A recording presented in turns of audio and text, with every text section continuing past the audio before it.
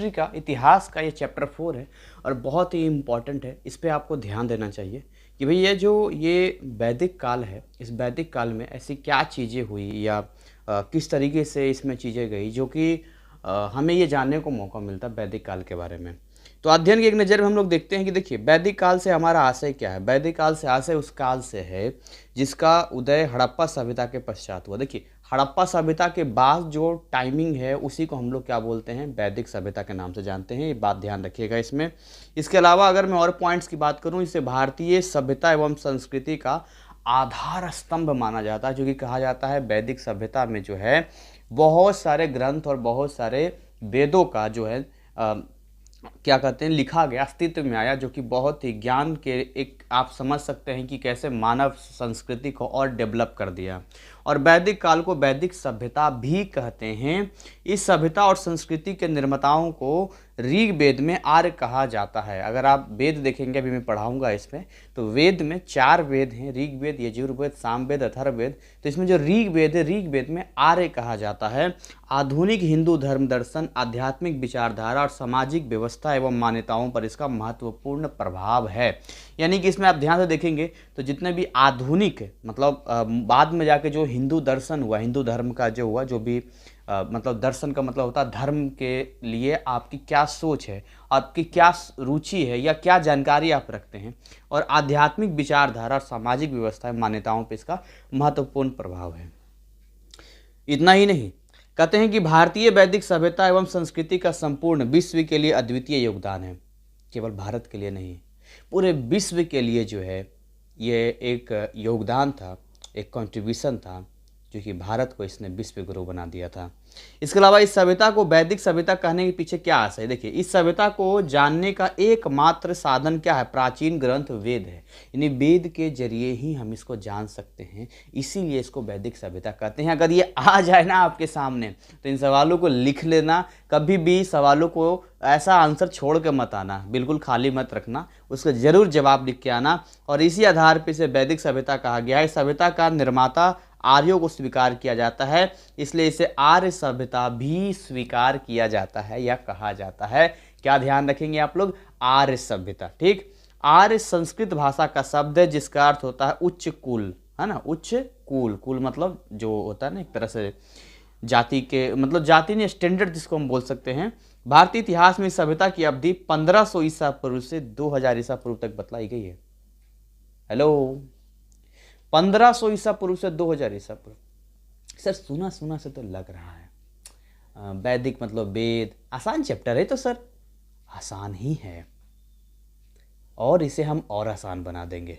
तो कितना साल पहले है? तो आप 2000 जोड़ दिए, लगभग 3500 4000 साल पहले की ये बात है। और वैदिक काल को साधारणतः 2 भागों में बांटा गया है। एक तो आपका देखिए, ध्यान रखिए, पहला प्रारंभिक वैदिक काल है, एक उत्तर वैदिक काल है। हेलो, पहले स्टेज को हम लोग क्या बोलेंगे? प्रारंभिक वैदिक काल। क्या बोलेंगे? प्रारंभिक वैदिक काल। और दूसरे स्टेज को क्या बोलेंगे हम लोग? उत्तर वैदिक काल। याद रहेगा? क्या बोला? हाँ, याद रहना चाहिए। चलिए आगे बात करते हैं। जैसा कि मैंने अभी बताया है कि भारतीय इतिहास में 1500 ईसा पूर्व से 2000 ईसा पूर्व तक में वेदों की रचना हुई है। तो अगर आपसे पूछा जाए कि भाई वेदों की रचना कब हुई है, तो आज से लगभग 3.5 से 4000 साल पहले हुआ है। सर इतना साल पहले? हाँ। इसके अलावा भारत के सांस्कृतिक इतिहास में वेदों का स्थान अति महत्वपूर्ण है। अगर आप भारत के इतिहास पढ़ते हैं और वेद के बारे में नहीं जाने तो अधूरा है भाई साहब ये। और इस सभ्यता से संबंधित जानकारी प्राप्त करने से पूर्व यह जान लेना अधिक आवश्यक है कि आर्यों का मूल निवास स्थान कौन सा था। मूल निवास, ओरिजिन। कहता इस प्रश्न का सर्वप्रथम उत्तर विद्वान लोग आज तक नहीं खोज पाए कि आखिर आर्य लोग का ओरिजिन, मूल निवास कहाँ था। भाषा विज्ञान, साहित्य, पुरातत्व शास्त्र और शरीर रचना शास्त्र जैसे विभिन्न स्रोतों पर विद्वानों ने विचार किया है, जिसके कारण इस विषय पर विभिन्न मत प्रकट हुए। अलग अलग विद्वानों का अलग अलग एक ओपिनियन है। एक देखिए, उसमें मैंने कहा ना हिस्ट्री को कैमरा लेके थोड़ी खड़ा रहता है, ऐसे करके मोबाइल वीडियो बनाता रहता है, नहीं है ना। तो देखिए ये जब एविडेंस हमारे सामने होते हैं, प्रमाण हमारे सामने होते हैं, जब उसको हम स्टडी करते हैं, तब हमें पता चलता है कि ऐसा हुआ होगा, हैं, ये इस तरीके से चीज़ें रही होगी, और फिर हम उसको लिखते हैं। तो देखिए अलग अलग विद्वानों का अपना अपना पॉइंट ऑफ व्यू हो सकता है, ठीक है। सो इसमें ये आपको समझना पड़ेगा कि एक विवादास्पद है, यानी कि एक विवादास्पद मतलब जब वाद विवाद होता है तो किसी के विचार किसी से मैच करता है, किसी से नहीं करता है। वो कहता नहीं ऐसे था, वो कहता नहीं ऐसा था, लेकिन सर था कैसा, वेट करो भाई, अभी हम बताएंगे आपको। और किसी सर्वसम्मति पहुंचने के लिए किए गए अब तक के सारे प्रयास निरर्थक सिद्ध हुए हैं। अब तक कोई भी फाइनल डिसीजन पे नहीं पहुंच पाया है कि आखिर आर्य लोग का ओरिजिन क्या था, मतलब मूल निवास स्थान क्या था। किंतु अधिकांश इतिहासकार आर्यों का मूल निवास स्थान मध्य एशिया को मानते हैं, मिडिल एशिया। आप ध्यान से देखेंगे भारत का पुराना मैप, अखंड भारत, उसमें अफगानिस्तान भी है, आज का पाकिस्तान भी है, बांग्लादेश भी है, तिब्बत भी है, और इधर आप जाएंगे अंडमान निकोबार के सारे सॉरी इतने सारे देश आपको मिल जाएंगे। सर बात तो आप सही कह रहे हैं, लेकिन सर एक बात बताइए, अगर भारत अखंड था, इतना बड़ा था, तो फिर आज छोटा कैसे हो गया? भाई देखिए समय की बात है, बहुत आक्रमणकारियों का भी रहा, और कहीं ना कहीं इसमें जो है समय के साथ में एक राजनीतिक स्थिति जो हम कह सकते हैं, पॉलिटिकल चीज़ें, अस्थिरता रही भारत में, समझ रहे, बहुत सारी चीज़ें रही। तो अतः इस संदर्भ में अधिक प्रकाश नहीं पड़ता है, तब तक इसी मत को स्वीकार करते हैं हम लोग, जब तक कि आगे नहीं होता। अब क्या हम लोग बैठ के बाद भी बात करें, हैं? आगे बात करते हैं। भारत में आर्यों का आगमन हुआ, ध्यान सुनना है यहाँ पर, बहुत इंटरेस्टिंग है और अपने देश के बारे में, और हम सबको जानना चाहिए ये, और बहुत इंपॉर्टेंट चीज़ें है। कहते हैं कि जिस प्रकार आर्यों के मूल निवास को लेकर मतभेद है, ठीक उसी प्रकार आर्यों के भारत आगमन के विषय में भी मतभेद है कि ये लोग आए कब होंगे। किंतु अधिकांश विद्वानों ने यह धारणा अवश्य व्यक्त की है कि आर्यों का आगमन जो है वो 1500 ईसा पूर्व से कुछ समय पूर्व हुआ था। ये विद्वानों का मानना है। देखिए सही भी हो सकता है, गलत भी हो सकता है। कैसे? ये कह रहे हैं कि आर्यों का जो आगमन भारत में है वो 1500 ईसा पूर्व से कुछ समय पूर्व हुआ था, यह धारणा अवश्य व्यक्त किया है। मैं इस बात से सहमत नहीं हूं। इसके पीछे कारण है, 5000 साल पहले तो लगभग महाभारत हुआ, और उससे पहले रामायण आप जाएंगे जिसमें आपने देखा होगा कि कैसे जो है एक पत्नी अपने पति को बोलते हे आर्य, अगर आपने रामायण देखा होगा तो 7000 साल पहले तो वही थे आर्य।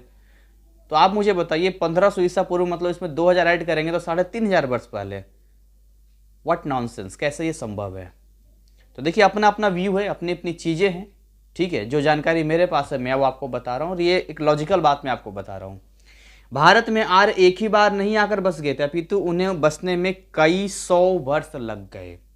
ये लोग कबीलों और समूहों के रूप में हिंदू कुश और अफगानिस्तान को पार करके भारत आते रहे और आगे बढ़ते रहे। हिंदू कुश पर्वत था, तो हिंदू कुश पर्वत को क्रॉस करके लोग आए और भारत में बसते चले गए। इस प्रकार भारत में धीरे धीरे आर्यों ने अपनी सभ्यता स्थापित कर ली। और मैं ये दावे के साथ कहता हूँ कि भारत में आज भले ही जितने भी लोग हैं, अलग अलग अपने अपने अलग अलग कल्चर्स हो सकता है, अलग अलग चीज़ें हो सकती है, लेकिन हम सब एक ही थे। क्योंकि भारत के अगर आप देखेंगे आर्य से, तो वहीं से तो आगे बढ़ता चला गया, और वहीं से लोग फिर आगे आए हैं। फिर भारत में मुस्लिम साम्राज्य आया, उसके बाद फिर अंग्रेजी हुकूमत आई, तो सारी चीज़ें तो फिर वहीं से हुई ना। तो देखिए ये अपने आप में एक सवाल खड़ा करता है कि जब हम लोग मूल निवासी की बात करते हैं, अपने पूर्वजों की बात करते हैं, तो हमारे भारत के जो पूर्वज आर्य लोग हैं, और हमारे भी पूर्वज वही हैं। अब कोई माने या ना माने, इससे इतिहास नहीं बदल जाएगा, और मुझे मानने में कोई आपत्ति नहीं है, ना किसी को होनी चाहिए। आज जो भी हमने अपना कल्चर स्वीकार किया है वो अपनी स्वेच्छा से स्वीकार किया है। मे बी अगली पीढ़ी वो अपनी स्वेच्छा स्वीकार करे, तो इसमें कोई मतभेद नहीं होगा। आज के समय को देखते हुए आप इतिहास की तुलना आज के समय से करेंगे तो बहुत बड़ी बवंडर कर देंगे, गलती कर देंगे। आज की स्थिति आज में रहने दीजिए, और इतिहास के पन्नों में जो दर्ज की गई चीज़ें हैं वो इतिहास में रखिए। अगर उसको खिचड़ी करेंगे तो दिमाग घूमेगा। दिमाग को घुमाना नहीं है, फोकस करना है।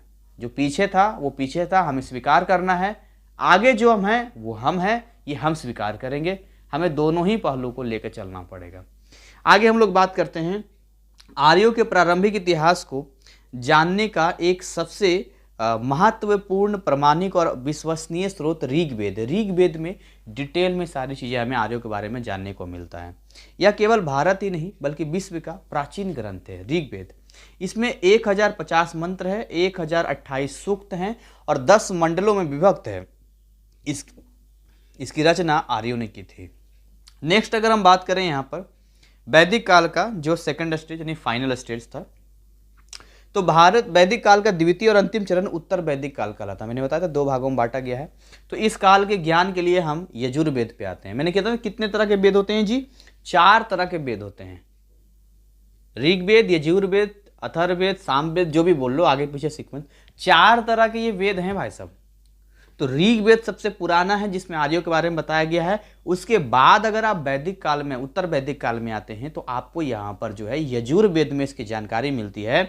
तो हमें यजुर्वेद, सामवेद, अथर्ववेद, संहिता, अच्छा तीनों बाकी के 3 वेद के में जानकारी मिलती है। और ब्राह्मण ग्रंथ हो गया, आरण्यक हो गया, उपनिषद हो गया, इन सबों में हमें जानकारी मिलती है।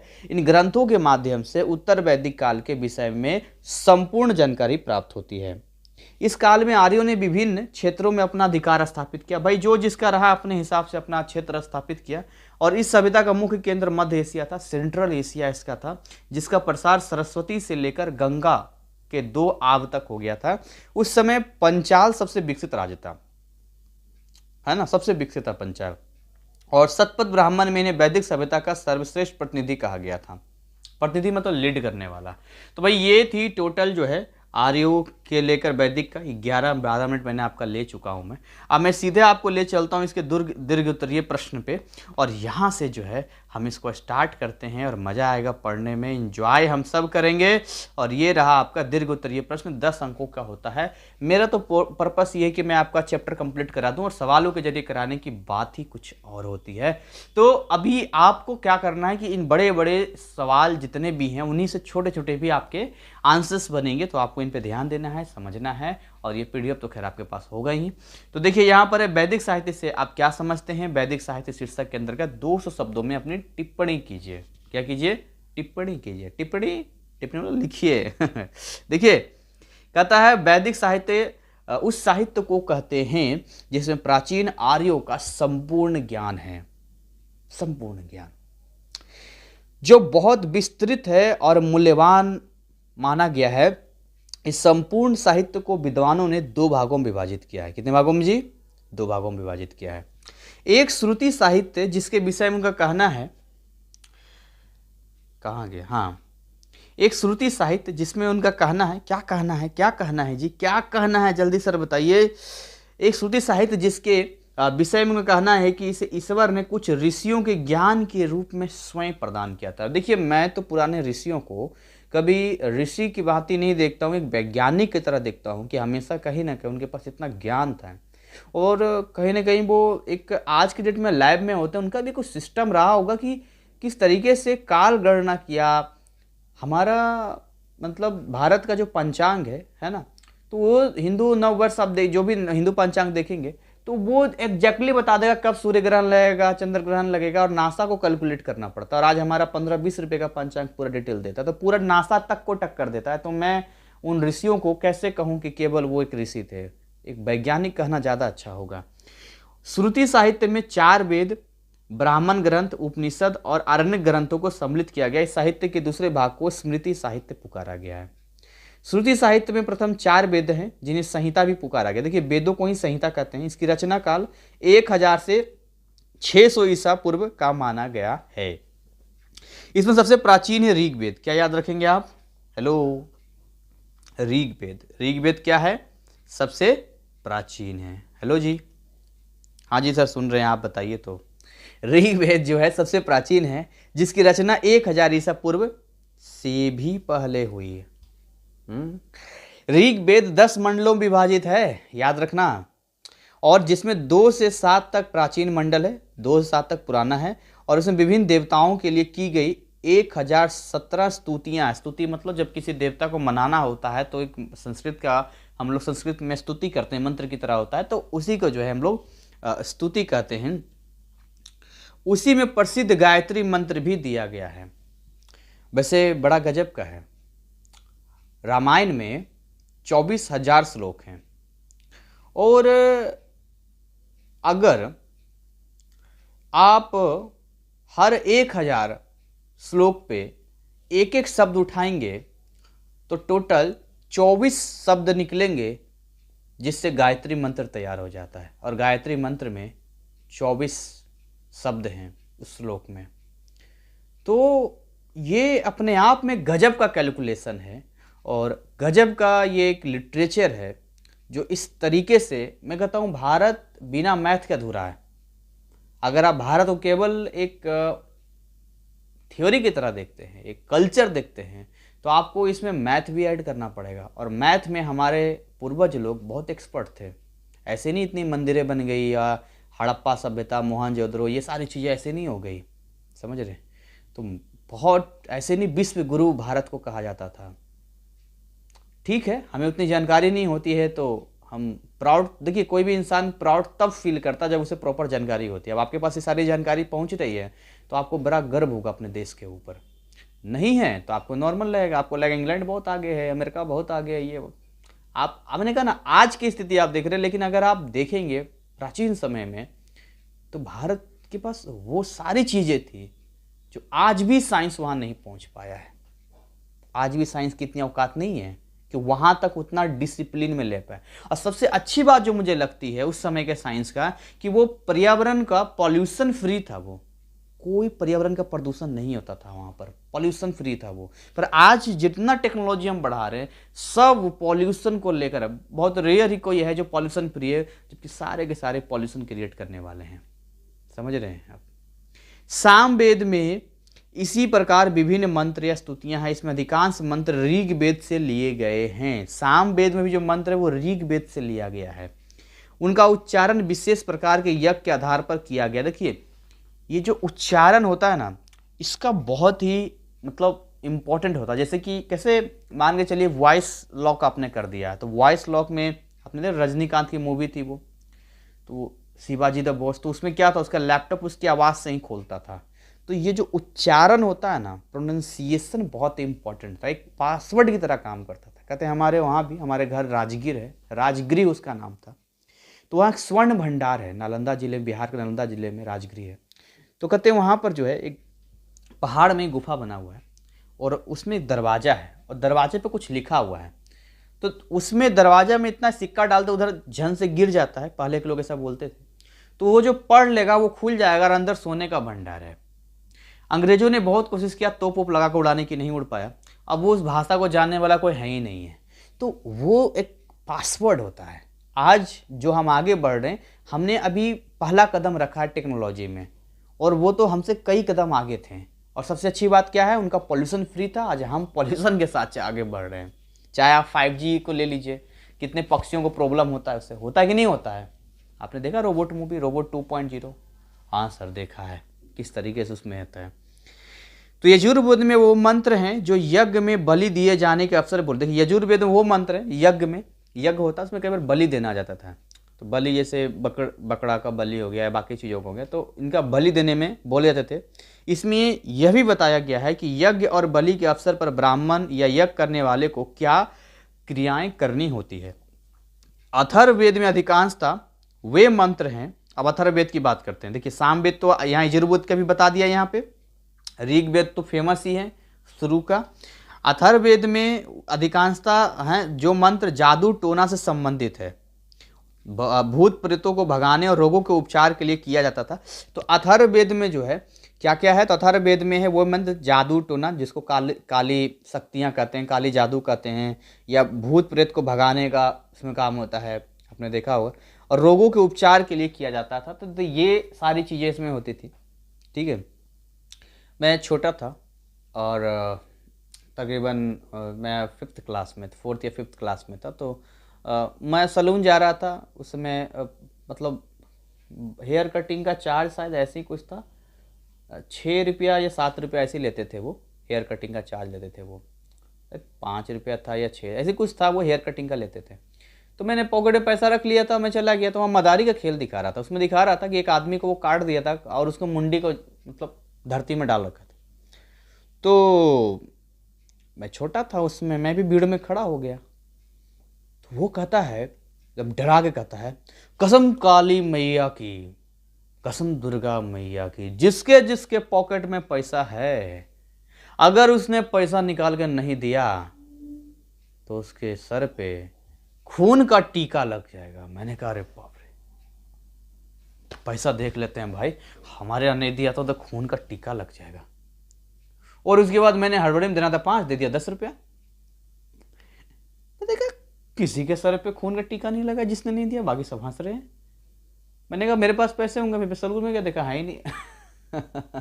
अब फिर गांव घर जाना पड़ा। तो ये चीज़ें हैं। एक दोस्त से फिर मैंने पैसे लेके बाल कटवाए। तो कहने का मतलब ये होता है, ये तो खैर ऐसे ही करते रहते हैं ये लोग, लेकिन रियल में जो है, अगर आप उसमें रियल वे में जाएंगे तो ये सारी चीज़ें उसके अंदर है। बहुत टाइम ले लिया क्या, 21 मिनट हो गया, ओह माय गॉड। चलिए आगे बात करते हैं। आर्य कौन थे, उनकी प्रारंभिक सभ्यता का विवरण प्रस्तुत कीजिए। देखिए जी, ये सारी चीज़ें मैं बता चुका हूँ, आर्य के बारे में अच्छे से बता चुका हूँ, लेकिन फिर भी आपको एक बार पढ़ के केवल बता देता हूँ। कहता है कि सिंधु सभ्यता के पतन के पश्चात, जब सिंधु सभ्यता हड़प्पा सभ्यता खत्म हुआ था, उसके बाद एक नया सभ्यता का जन्म हुआ और इसे वैदिक सभ्यता के नाम से पुकारा गया है। सभ्यता के विषय में संपूर्ण ज्ञान ऋग्वेद में मिलता है। हेलो, कहाँ मिलता है? ऋग्वेद में मिलता है। इस सभ्यता के विषय में जानने से पूर्व ये जान लेना आवश्यक होगा कि ये कौन है, उनका मूल निवास स्थान क्या है, भारत में उनका प्रवेश कैसे हुआ। किंतु यह इतना जटिल प्रश्न है कि विद्वान आज तक उसका सर्वसम्मत उत्तर नहीं दे पाए हैं। किसी भी व्यक्ति के मूल निवास स्थान के संबंध में जानने के लिए लगभग 4 साधनों का उपयोग किया जाता है। देखिए, उनकी भाषा को देखा जाता है, विज्ञान, उनका साहित्य, मानव वंश और विज्ञान, ये सारी चीज़ें देखा जाता है। मानव वंश विज्ञान देखा जाता है। ये चारों चीज़ें अगर आपको जानकारी मिलती है तो आप एग्जैक्टली एक आइडिया लगा सकते हैं कि कहाँ से ज़्यादा मैच कर रहा है, तो वहाँ से जो ये आया होगा। उपयुक्त साधनों के आधार पर विद्वानों ने आर्यों के निवास स्थान के संबंध में अलग अलग मत प्रकट किए हैं। एक मत के अनुसार आर्य लोग मूलतः दक्षिण रूस से मध्य एशिया के मध्य फैले घास के मैदान में रहते थे। जो रूस से आए थे वहाँ से मध्य मतलब वहाँ से दक्षिणी साउथ रूस, रूस का नीचे वाला हिस्सा साउथ हो गया ना। और यहाँ से आर्यों के एक समूह ने भारत के उत्तर पश्चिम प्रवेश किया और उन्हें इंडो आर्यन अथवा केवल आर्यों के नाम से पुकारा जाने लगा। उसके बाद पुरातत्व में मतलब एविडेंस से हमें पता चलता है कि स्थानांतरित लोग दक्षिण साइबेरिया स्थित एंट्रोनोवो सभ्यता से आए थे। यह सभ्यता 2 सहस्त्राब्दी ईस्वी पूर्व काल में विकसित हुई थी। यहाँ से वे हिंदू कुश के उत्तर की ओर अग्रसर हुए। हिंदू कुश एक पर्वत है और वहाँ से इन्होंने भारत में प्रवेश किया। आर्यों का मूल निवास स्थान चाहे जो भी रहा हो, किंतु यह निश्चित है कि इसकी विविध शाखाएं अनेक धाराओं में एशिया यूरोप के विभिन्न प्रदेशों में फैली, पूरी दुनिया में कहीं न कहीं फैले हुए थे, रूस से लेकर यूरोप तक। ठीक है, खैर जी आगे बात करते हैं। क्वेश्चन नंबर 3 की आर्य सभ्यता की मुख्य विशेषताओं का वर्णन कीजिए। कहता है आर्य सभ्यता को वैदिक सभ्यता भी कहा जाता है। इस सभ्यता और संस्कृति के विषय में जानने का सबसे प्रामाणिक एवं विश्वसनीय स्रोत है ऋग्वेद। मैंने कहा ना, ऋग्वेद में सब लिखा हुआ है। सर पढ़ कर आ रहे हैं, एक बार बता देंगे? बिल्कुल बताएंगे आपको हम, ऐसा हो सकता है कि ना बताएं। ऋग्वेद में है। इसके अध्ययन समय तत्कालीन सभ्यता के, देखिए क्या क्या पता चलता है, आर्थिक पैसे का, सामाजिक सोशल, धार्मिक धर्म का और राजनीतिक विषयों के संदर्भ में बहुत जानकारी मिलती है। कहाँ? ऋग्वेद में। और ऋग्वेद की अवस्था बात करें लगभग 1500 ईसा पूर्व से होती है, जो 1000 ईसा पूर्व तक चलती है। ऋग्वेद के अध्ययन से यह स्पष्ट हो जाता है कि उस समय एक उन्नत सभ्यता विद्यमान थी, क्योंकि ऋग्वेद में इतना लिखा गया है। मैंने भी वेद नहीं पढ़ा है, बड़ी इच्छा हुई थी कि मैं वेद पढ़ूं, लेकिन अब हिस्ट्री पढ़ाना शुरू किया तो मैं स्पेशली अब जरूर पढ़ूंगा वेद को और चारों वेद की जानकारी लूंगा। इसलिए नहीं कि मैं एक हिंदू हूँ, इसलिए कि वेद केवल एक हिंदू धर्म का ग्रंथ नहीं है, ये भारत का कल्चर का एक हिस्सा है, एक इतिहास का एक अंश है, जो अगर मैं इतिहास पढ़ा रहा हूँ तो मुझे ज़रूर पढ़ना चाहिए। और लोग संगठित समाज के रूप में बसे हुए थे। ऋग्वेद के हिंदू, देखिए ऋग्वेद में अगर आप आएंगे तो यहाँ पर है कि ऋग्वेद के हिंदू विचार, जीवन और संस्कृति का मूल माना जाता था। ऋग्वेद में आर्यों का जीवन बहुत ही सुसंगठित और सुव्यवस्थित है, वो बड़े मिल के रहते थे। और आर्य जो है शुद्ध, साधारण और सदाचार जीवन व्यतीत करने में विश्वास करते थे। एकदम सिंप्लिसिटी, किसी के साथ कोई गलत नहीं करना है, अच्छे से रहना है, बढ़िया से रहना है। संपूर्ण समाज 4 वर्गों में बटा हुआ था। बताइए जी कितने वर्गों में बटा था? 4 वर्गों में, आपको याद भी होगा। आप पहले भी पढ़े होंगे, ब्राह्मण, क्षत्रिय, वैश्य और शूद्र। सामाजिक व्यवस्था का मूल आधार परिवार था। समझ रहे हैं? मूल आधार क्या था? फैमिली से ही तो बनेगा। कई सारे फैमिलीज, गांव बनेगा, कस्बा से गांव बनेगा, गांव से फिर बड़ा गांव बनेगा, तो ये सारी चीजें होंगी। पिता परिवार का मुखिया होता था, जो आज भी होता है। उसे परिवार में सर्वोच्च स्थान प्राप्त था। स्त्रियों का स्थान भी परिवार में प्रशंसनीय था। विवाह विधि के अनुसार होता था। आज भी देखिए विवाह कितने विधि से होता है। नियम के अनुसार एक से अधिक विवाह की अनुमति नहीं थी। उस टाइम पे एक से ज्यादा विवाह आप नहीं कर सकते थे। भोजन के रूप में आर्य लोग अन्न, साग सब्जी, दूध, दही, घी इत्यादि का सेवन करते थे। आगे बात करते हैं जी, ऋग वैदिक समाज एक शिक्षित समाज था, एक एजुकेटेड था, जहां शिक्षा लिखित पद्धति के आधार पर ना होकर ओरल, मौखिक पद्धति होता था, क्योंकि उस समय लिखने की वो तो व्यवस्था नहीं थी। याद रहेगा ये सब, ठीक। लिपि के साक्ष्य नहीं मिले हैं आज, क्योंकि हम बोलते हैं कोई लिपि का लिखावट नहीं मिला, तो हम यही सोचते हैं कि चलो भैया लिपि का नहीं मिला, इसका मतलब ये है कि भाई उस समय ओरल चलता होगा उसमें। आर्यों के जीवन में नैतिकता का बहुत महत्व है। मोरालिटी, नैतिकता, जो कहते हैं बड़ों की इज्जत करो, संस्कार होने चाहिए, अच्छे विचार रखो, कब कैसे क्या खान पान करना है, कैसे उठना बैठना, सारी चीज़ें, तो जो नैतिकता होती है, मोरालिटी होता है, वो मोरालिटी की बात कर रहे हैं। देखिए धोखेबाजी, जादू करना दंडनीय अपराध था। जादू बहुत बढ़िया था, जादू आप नहीं कर सकते, धोखेबाजी नहीं, फरेबी। और राजनीतिक व्यवस्था राजतंत्रात्मक थी, यानी कि आप उसमें राजा ही राज करता था, एक राजतंत्र के सिस्टम से था। वो ये नहीं था कि आज की तरह पब्लिक डिसाइड करती थी कि कौन गद्दी पे बैठेगा। राजा जो है सर्वसर्वा होता था, और वही जो आप देखते हैं ईपी के स्टोरी जैसे सीरियल्स वगैरह में, वही सभी मूवीज वगैरह में। सभा और समिति दो प्रमुख राजनीतिक संस्थाएं थी। पुरोहित, सेनानी और ग्रामीण राजा के अधिकारी होते थे, ठीक है। ऋग वैदिक समाज कृषि और पशुपालन पर आधारित था, क्योंकि देखिए हड़प्पा सभ्यता में जब हम आते हैं तो काफ़ी डेवलप था वो, उसके बाद ये शुरू हुआ है। तो ये जो है पुरोहित, सेनानी और ग्रामीण राजा के अधिकारी होते थे। ऋग वैदिक समाज कृषि और पशुपालन पर आधारित था। वैसे मेरा मानना है कि भारत के इतिहास को जानना इतना भी आसान नहीं है। दुबई में ही जो है 8,000 साल पुराना पूरा अवशेष मिला मंदिर के साथ में, वहाँ हवन कुंड वगैरह सब दिखाया गया, पूरा सिस्टम से मिला। कई सारे जो है द्वारका जो था 5,000 साल पहले जो गया था समुद्र के नीचे, वो भी है। तो इस तरीके से इंडोनेशिया में तो आज भी पूरा आपको वहाँ देखने को मिलता है। तो कहने का मतलब है कि भारत का इतिहास इतना विस्तृत है जिसे केवल एक धर्म में रखकर, एक दिमाग से सोचकर और एक पक्ष में रखकर नहीं पढ़ा जा सकता, ना स्टडी किया जा सकता है। इसमें सब लोगों को मिलकर अपने देश को आगे रखकर इसका स्टडी करेंगे तो बहुत कुछ अभी ऐसे पर्दे और ऐसे चीज़ें खुलेगी जिसका अंदाज़ा आप नहीं लगा सकते हैं। लेकिन समय की बात है, समय की मार के हिसाब से आज हम एक भारत मतलब उतने मजबूत उस देश के नागरिक होने के बावजूद भी जो है आज हम विकासशील में केवल आते हैं, विकसित में नहीं आते हैं। ये क्राइटेरिया जिसने भी बनाया है तो कुछ तो बात है उसमें कि भाई विकासशील और विकसित में क्या डेवलपमेंट और डेवलप्ड में कुछ होगा। क्या कर सकते हैं, हमसे बहुत आगे निकल गया बहुत सारा देश, आज हम बस चल रहे हैं।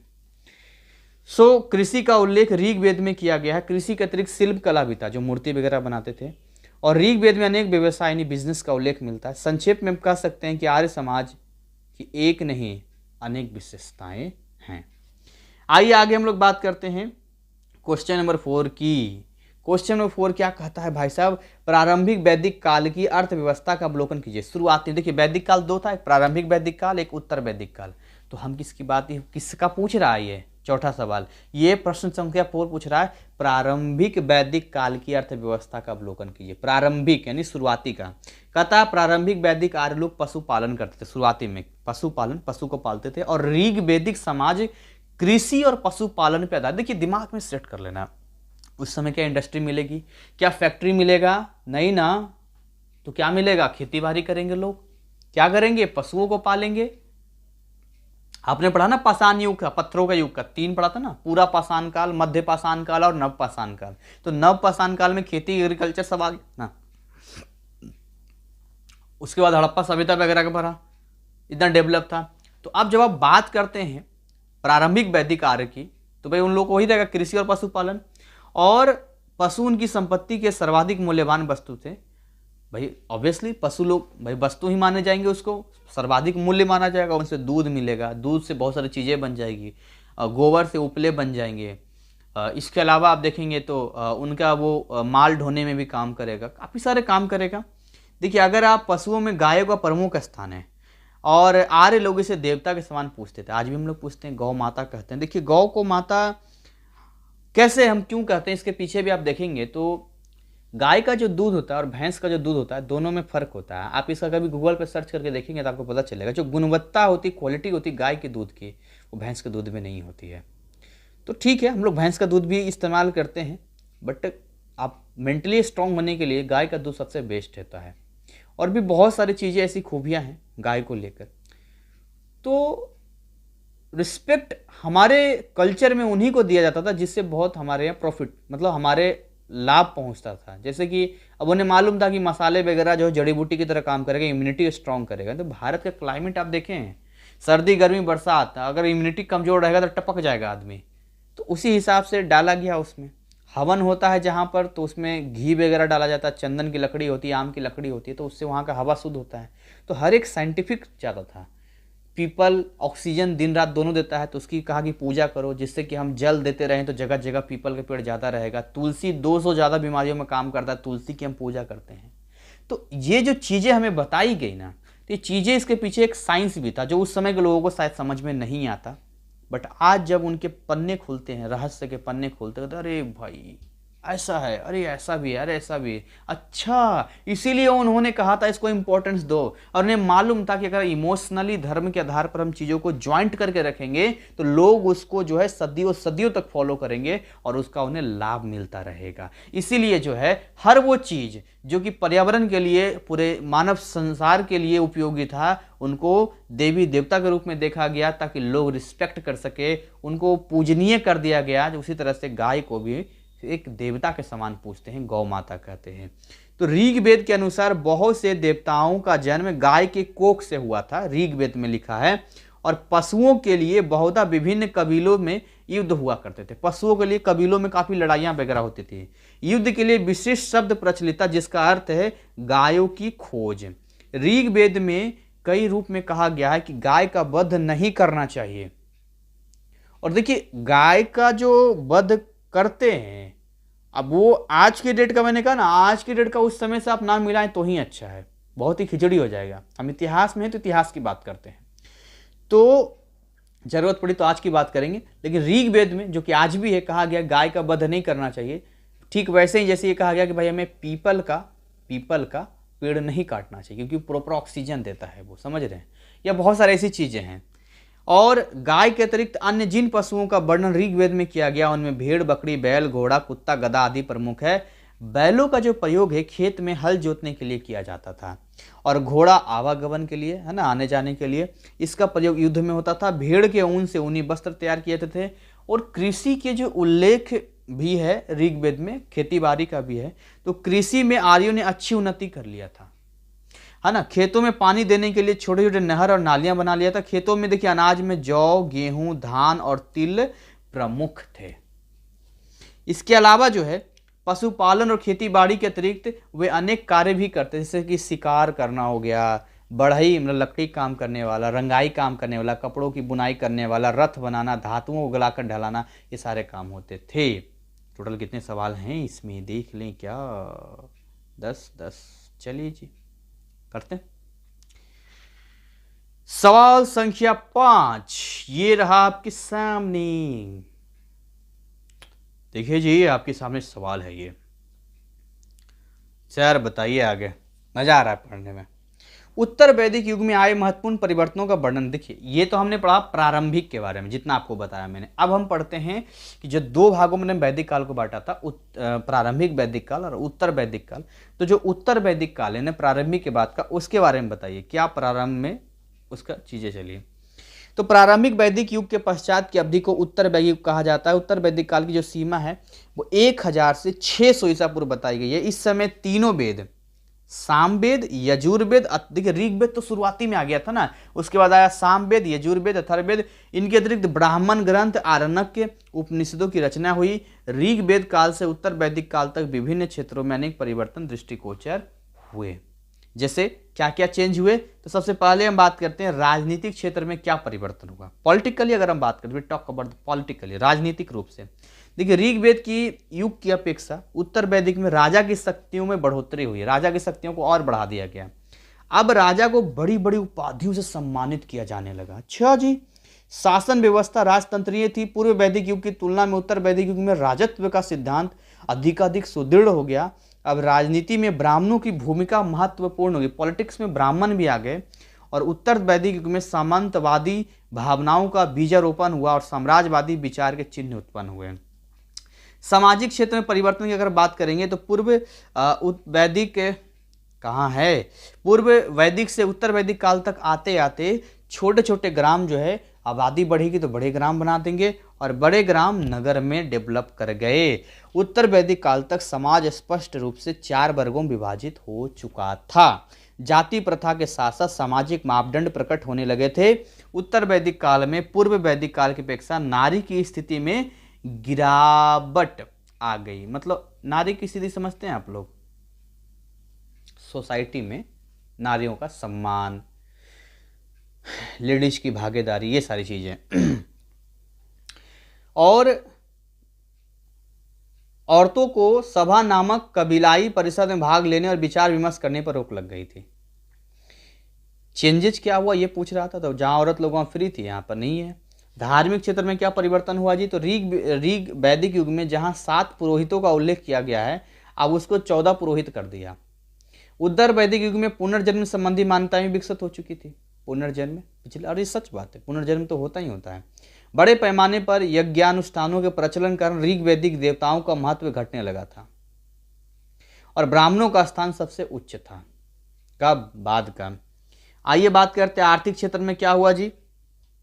अगर भाई साहब आप आर्थिक क्षेत्र की बात करते हैं तो कई हुए, जैसे कुछ उद्योग धंधे भी खुले, काम धंधा, पैसे की बात कर रहे हैं ना यहाँ पर, और आने जाने के लिए यातायात भी डेवलप हो गया। अनेक शिल्पकारों का उदय हो गया जो मूर्ति वगैरह बनाते थे। आगे बात करें, कीजिए सर, अभी तो मज़ा आएगा, 1 शॉट में ख़त्म करते हैं। उत्तर वैदिक काल में महिलाओं पर किस प्रकार के प्रतिबंध लगाए गए थे, उनकी स्थिति ज्ञात थी। तो अभी भी मैंने बात किया यहाँ पर कि किस तरीके से जो उत्तर वैदिक काल में, फिर पढ़ लेते हैं। देखिए ऋग वैदिक काल जो कि प्रारंभिक वैदिक काल के नाम से हम लोग जानते हैं, और बाकी आ गया उत्तर वैदिक काल, उसके बाद वाला। तो यहाँ पर यदि हम देखें यहाँ पर, तो ऋग वैदिक काल की अपेक्षा उत्तर वैदिक काल में स्त्रियों की स्थिति में गिरावट देखने को मिलती है।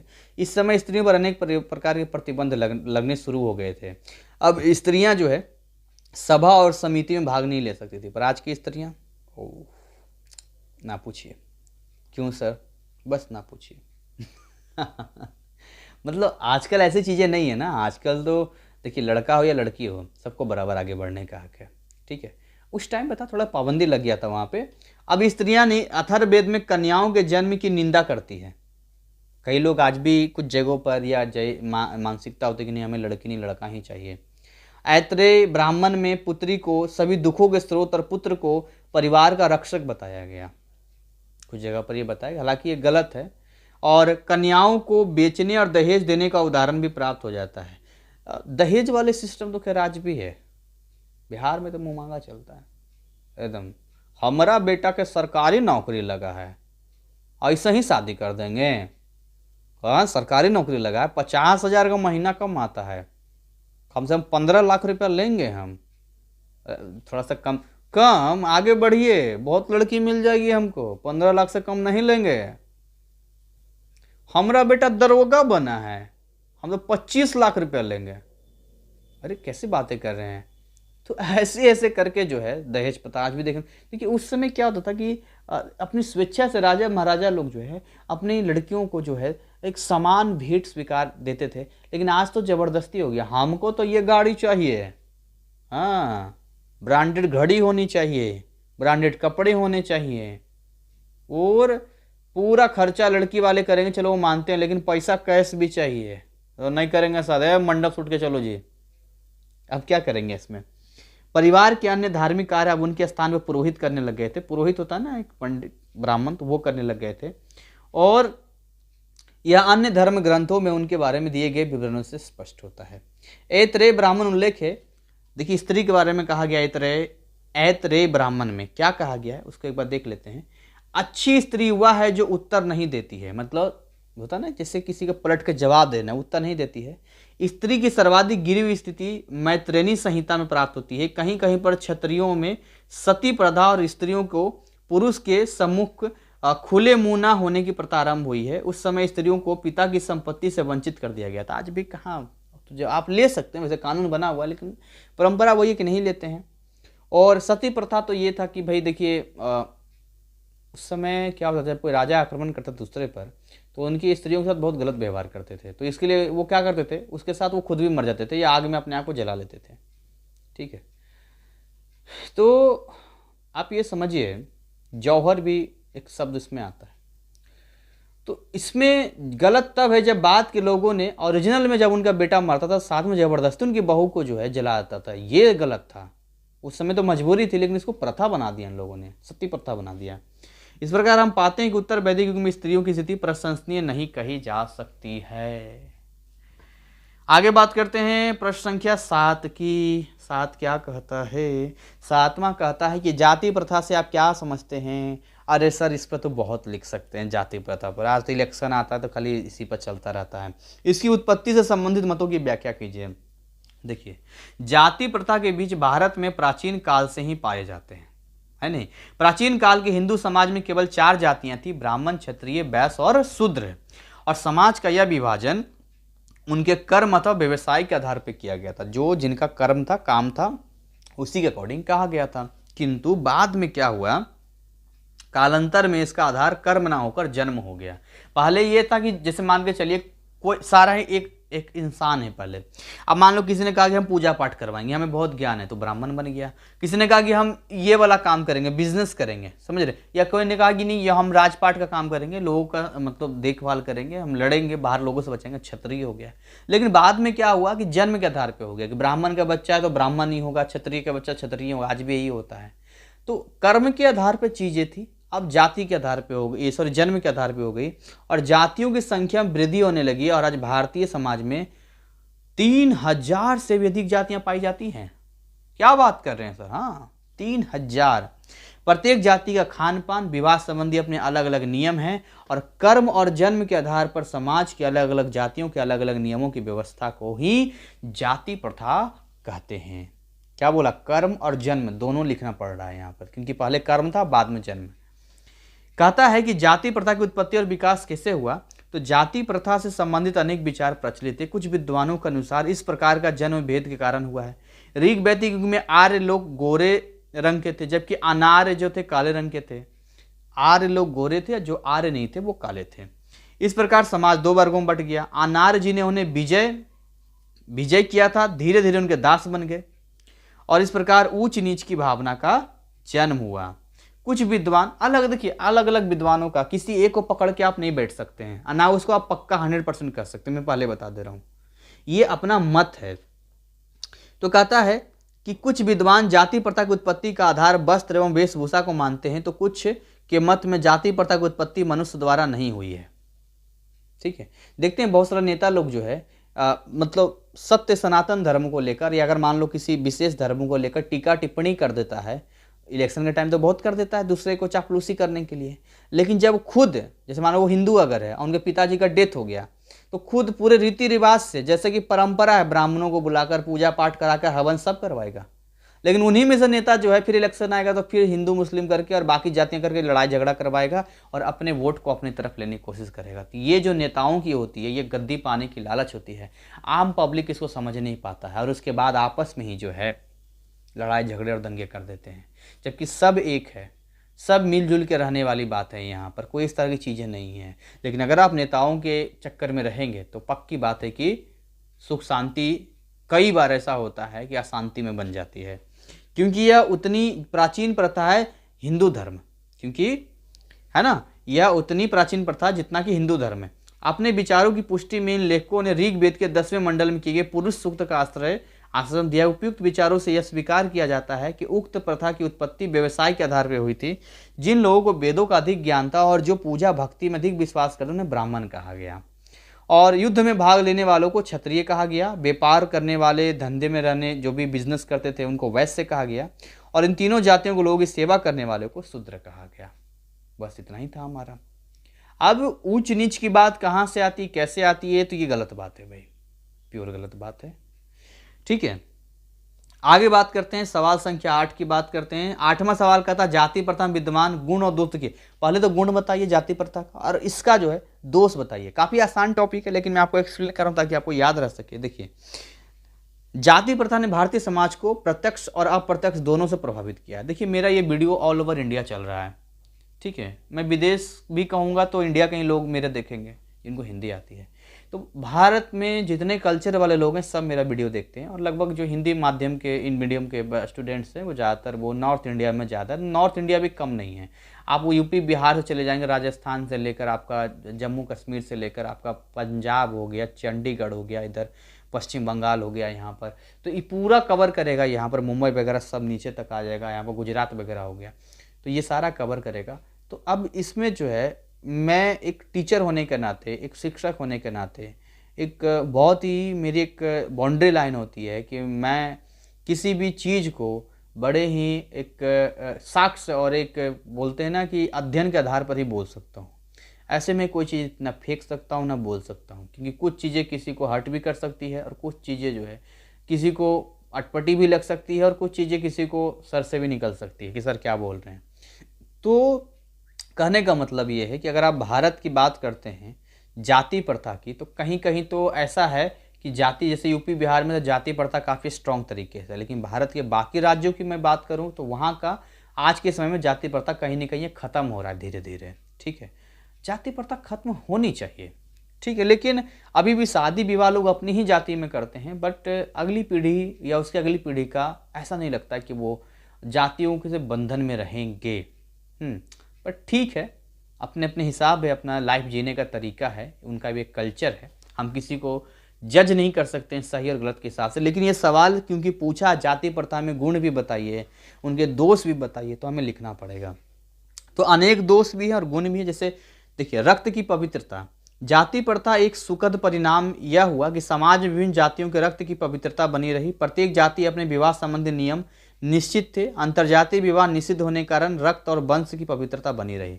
अरे बिल्कुल सत्य बात है। जानते हैं पाकिस्तान में एक बीमारी है, अब जेनेटिक प्रॉब्लम बीमारी बहुत पता चल, क्योंकि देखिए जैसे अब आप जब बात करते हैं ना कि अपने ही कुल अपने ही वंश में लड़कियों से शादी, लड़के लड़की शादी कर लेते हैं, तो डीएनए उनका मैच कर जाता है। डीएनए मैच करने की वजह से उनका जो बच्चा होता है उनमें एक प्रॉब्लम हो सकता है, बीमारी का नाम मुझे ध्यान नहीं, गूगल सर्च कर सकते हैं। तो ये जो चीज़ें होती है, इसलिए जो है कहा कि दूर दूर थोड़ा शादी करेंगे, ये ज़्यादा अच्छा आपके लिए रहेगा। ये देखिए साइंटिफिक था, उस समय के लोग नहीं समझ पाए, लेकिन अब समझ में आता है कि यार सच में साइंटिफिक है ये तो। ठीक है, तो ये इसलिए मना था, यहाँ पर लिखा हुआ निश्चित था, ये रक्त और वंश की पवित्रता बनी रहती है। भाईचारे की भावना, जाति प्रथा ने बंधुत्व और भाईचारे की भावना प्रेरणा दी और जातीयता को प्रबल बनाया। एक ही जाति के लोगों में परस्पर प्रेम और सहानुभूति हो गई और एक दूसरे के सुख दुख में सहायता की भावना बलवती हुई। आर्थिक लाभ, प्रत्येक व्यक्ति का व्यवसाय उसके जन्म से निश्चित हो जाता था। बड़ा होने पर उसे जीविका का साधन सुगमता से मिल जाता था, भाई वही जो काम करेगा वही उसको मिलेगा, और वह अपने व्यवसाय द्वारा धन कमाकर अपना जीवन निर्वाह कर सकता था। जैसे मान के चलिए कोई बड़ी काम करता है, उसका बेटा ऑटोमेटिक बड़ी काम सीख लेगा। शुद्र चरित्र की बात करते हैं, जाति प्रथा की एक बड़ी विशेषता यह मानी जाती है कि इसमें लोगों के चरित्र को शुद्ध रखने में महत्वपूर्ण भूमिका निभाई। लोगों में सदैव यह आशंका बनी रहती थी कि यदि उन्होंने कोई भी चरित्रहीन कार्य किया तो उनका समाज में अपमान होगा और वो अपनी जाति में गिर जाएंगे, और आज भी चीज़ें होती है, इसलिए बड़े सोच समझ कर हमें कोई भी काम करना होता है। जाति प्रथा के दोष क्या हैं? देखिए, अगर आप दोष की बात करते हैं जाति प्रथा की, इस प्रथा में गुण के साथ साथ अवगुण भी विद्यमान थे, जो इस प्रकार है। देखिए, जाति प्रथा के कारण समाज में अनेक वर्गों में विभक्त हो गया। प्रत्येक वर्ग दूसरे वर्ग को घृणा, द्वेष और ईर्ष्या की दृष्टि से देखने लग गए। भाई बोलो मैं ऊपर जाति का हूँ, तुम नीचे जाति का, इस तरह चीज़ें हो गई।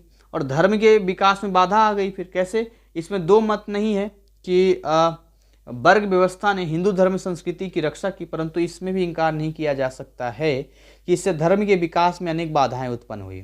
अन्य धर्मों को छोड़ हिंदू धर्म में आने वाले लोगों को जाति प्रथा कारण बराबरी का दर्जा मिलना असंभव था, और इसलिए इन लोगों ने यह धर्म अंगीकार नहीं किया। इसके विपरीत बहुत से निजी जातियों के हिंदू लोगों ने इस धर्म को छोड़कर अन्य धर्म को स्वीकार कर लिया। देखिए, घर में जब किसी एक के साथ भेदभाव किया जाता है तो ऑब्वियसली वो बागी बन जाता है और उसे पड़ोसी अच्छा लगने लग जाता है, भले वो पड़ोसी हमारा दुश्मन क्यों ना हो। वही बात होती है कि अपने ही समाज में अपने ही लोगों के साथ यदि आप भेदभाव करेंगे, ये बिल्कुल गलत ही नहीं, बहुत गलत है ये। अगर कर्म के हिसाब से जातियों का निर्धारण किया गया था, तो जन्म के आधार पर आपने मान भी लिया, तो इतना भेदभाव क्यों? बहुत बड़ा सवाल खड़ा होता है। और बिल्कुल भेदभाव नहीं होना चाहिए। एक जो इक्वलिटी है वो इक्वलिटी होनी चाहिए।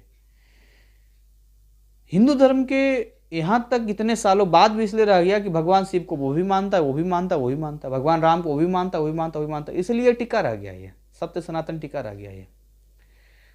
क्योंकि एक इसमें एक सरोकार था, एक बीच की लाइनिंग तो जो सबको रख दिया। लेकिन एक एक कहते ना कि इंसान जब एक पूरी तरीके से ये होता है कि भाई हमारा तो यहाँ पर कोई इज्जत ही नहीं हो रहा है, या हमारे साथ इस तरह की चीज़ें हो रही, तो कब तक वो संघर्ष करेगा? और क्यों अपने जीवन को, जिस भगवान ने, ऊपर वाले ने जीवन दिया है, तो उस जीवन को वहाँ वो व्यतीत करेगा ना जहाँ पर लगेगा कि उसका जीवन सुखमय हो सकता है। जीवन, एक रिस्पेक्ट बहुत ज़रूरी होती है। तो इसीलिए जो है धर्म को छोड़कर अन्य धर्म को स्वीकार कर लिया। और मैं हमेशा कहता हूँ समाज में कभी किसी के साथ भेदभाव मत करना।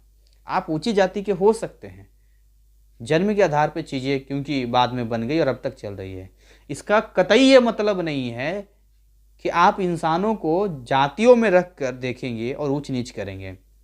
आपके दो हाथ हैं ना, उसके भी दो हाथ हैं, आपकी दो आंखें, उसकी भी दो आंखें हैं, और पोटेंशियल में हो सकता है वो आपसे आगे हो। तो इस चीज़ को रखना बेवकूफ़ी है। इस प्रकार जाति प्रथा ने हिंदू धर्म के उत्थान में रुकावटें पहुंचाई। आगे हम लोग बात करते हैं जी प्रजातंत्र के प्रतिकूल। देखिए, जाति तथा प्रजातंत्र के सिद्धांतों के विपरीत है। प्रजातंत्र के सिद्धांत के अनुसार देश के सभी नागरिक को समान अधिकार प्राप्त होते हैं। ऐसा कहीं कहीं है कि जाति के आधार पर कोई 2 मत डाल सकता है अथवा 2 पद प्राप्त कर सकता है, तो वैसे तो प्रतिकूल ही होता है। आगे बात करते हैं सवाल संख्या 9, आश्रम पद्धति से आप क्या समझते हैं? प्राचीन ग्रंथों में वर्णित 4 आश्रम पद्धतियां कौन कौन सी है? देखिए, आश्रम पद्धति के बारे में बता रहे हैं। उत्तर वैदिक युग में मनुष्यों के सामाजिक जीवन में अनेक परिवर्तन आया, और सामाजिक जीवन की एक प्रमुख विशेषता 4 आश्रमों का सिद्धांत था। समझिएगा इसको। इस व्यवस्था के अनुसार मनुष्य के संपूर्ण जीवन को 100 वर्ष का मानकर माना गया था। 100 वर्ष। 100 वर्ष में कैसे था समझिए इसको। अब तो 100 वर्ष नहीं रहा, लेकिन 4 भागों में बांटा गया और बहुत ही सिस्टमेटिक तरीके से था। पहले वो ब्रह्मचर्य रहेगा, मतलब ज्ञान लेगा, जिसमें कोई शादी विवाह नहीं, कोई लड़की बाजी नहीं, कुछ तरह ब्रह्मचर्य रहेगा। दूसरा वो गृहस्थ, मतलब शादी विवाह करेगा, बाल बच्चे करेगा, आगे बढ़ेगा। फिर वानप्रस्थ, और फिर संन्यास ले लेगा। अनेक आश्रम की अवधि 25 वर्ष निश्चित की गई थी। प्रत्येक की 25 साल में ब्रह्मचर्य रहेगा, 25 साल तक जीवन रहेगा, 25 साल तक वन में रहेगा, और फिर संन्यास रहेगा आखिरी के 25वें साल तक। समाज के सभी लोगों को यह अपेक्षा की गई थी कि वे इन नियमों के अनुसार अपना जीवन व्यतीत करें, और प्रथम 25 वर्ष में व्यक्ति को विद्यार्थी और ब्रह्मचर्य जीवन का पालन करना पड़ता था। अब बहुत जरूरी है ये। 25 से 50 वर्ष की आयु तक जो है आप अपना गृहस्थ जीवन यानी कि मैरिड लाइफ बिताइए। 25 से 75 आयु तक के वानप्रस्थ आश्रम में रहना पड़ता था, तभी तो आपको सीखेंगे। आप सन्यासी बनने के लिए सीखना पड़ता है, अनुभव चाहिए। और इस अवधि में केवल जो है अपनी पत्नी के साथ जंगल में निवास करता था और आध्यात्मिक प्रगति का प्रयत्न करता था। मंत्र में 75 वर्ष की आयु में व्यक्ति अपनी पत्नी को, अब 75वें वर्ष में पत्नी को भी छोड़ देता था, और उसके बाद जो है सन्यासी जीवन व्यतीत करना लगता था और मोक्ष की प्राप्ति का। मोक्ष मतलब होता है कि जब एक बार आप का मृत्यु होता है, उसके बाद आपका ये जन्म मृत्यु के चक्कर से हम निकल जाते हैं।